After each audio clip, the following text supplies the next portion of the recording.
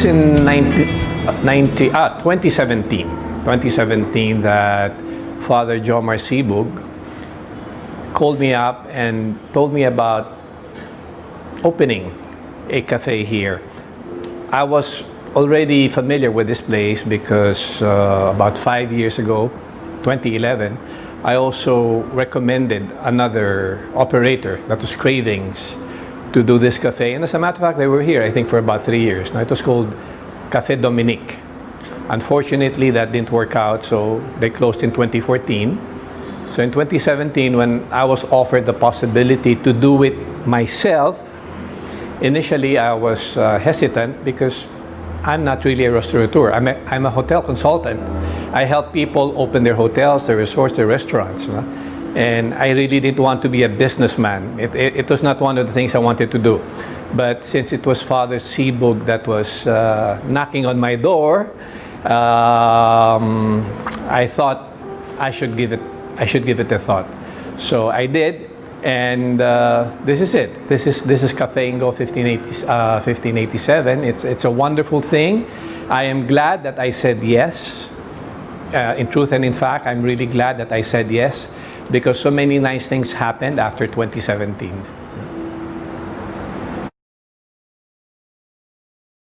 It's a funny thing because we were already building. I still didn't have a name.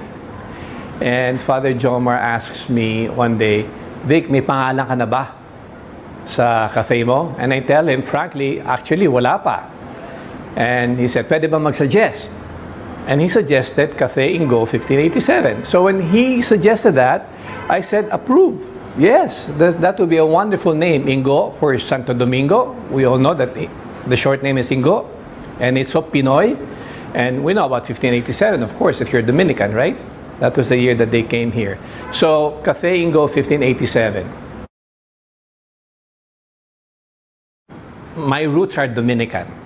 Not only because I was a Dominican seminarian, but all my life was about being a Dominican. You know? I went to school, my primary years, with the Dominican Sisters of St. Catherine of Siena, Santa Catalina. That's where I studied my first 4 years, grade 1 to grade 4. We prayed the rosary every afternoon at 1 o'clock. You know, we sang Ave Maria before we started the class. No? So it was very Dominican.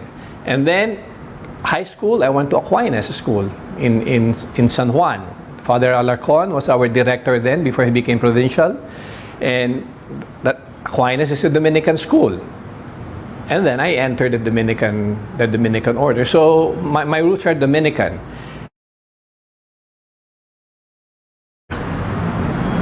When we were conceptualizing about the food that Café Inggo was going to offer, the first thing I told the fathers was that since this is going to be a cafe within a church, we will definitely have food that people that go to church usually look for, like bibingka, no? Puto bumbong, things like that. And that we were going to do it throughout the year, not only during Christmas.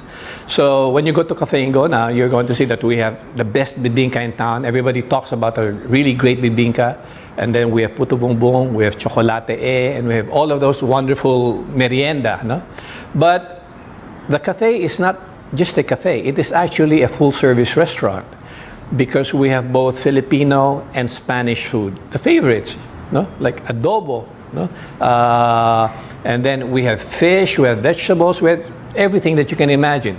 Spanish specialties like bacalao, no? And fabada, callos. We have all of these things. No?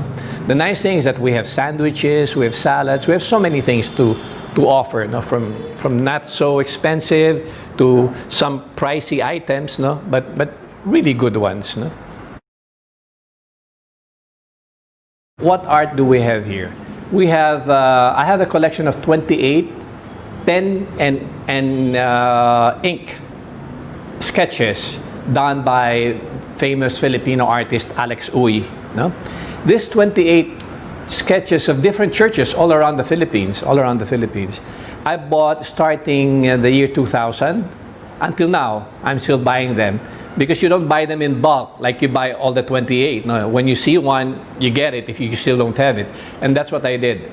So of the 28 churches that I have here from Luzon to Mindanao, 5 of them I didn't buy in the Philippines.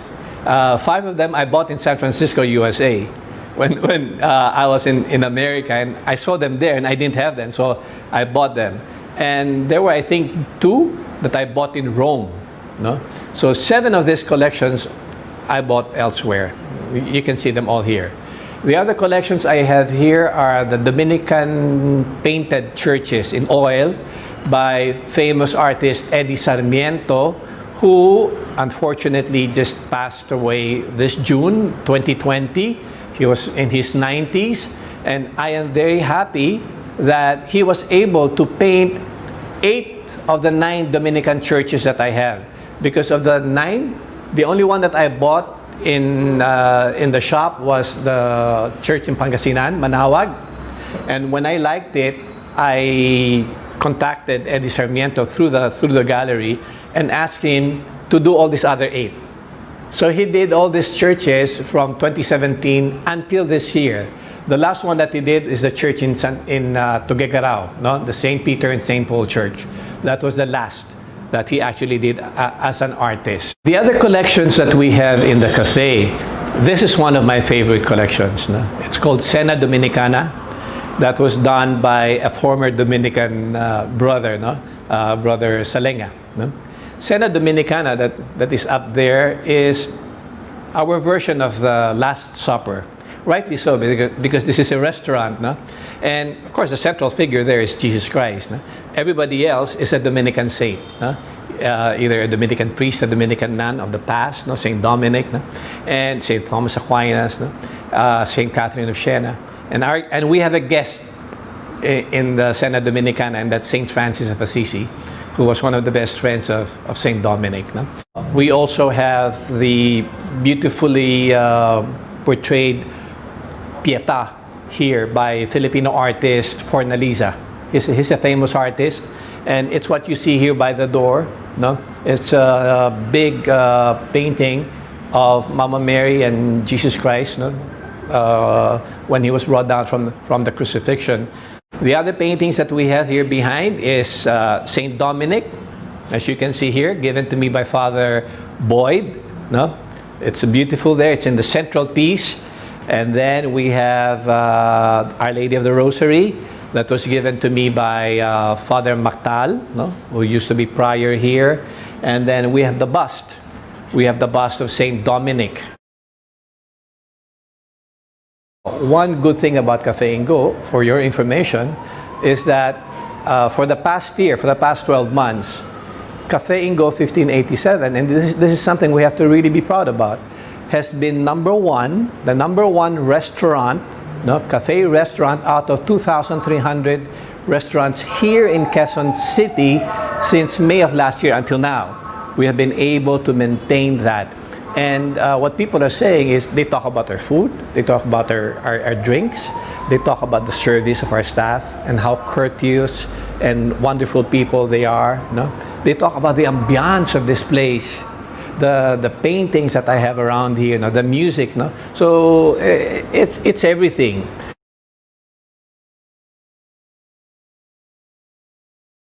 I'm actually glad that after 3 years of being in existence this August, I still have about 5 staff from the original 10 that are still here with me.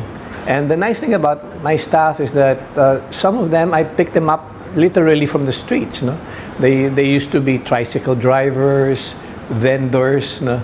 That I gave an opportunity to work here because they knocked on our doors and said, can we apply for a job? And they're here. They're still here with us. No? So it's a wonderful thing. No? I hired them not based on what they know, but what they have here. You know, during the interview, I saw that these are the guys that are going to make sure that Café Inggo becomes a good cafe, and they're still here with me.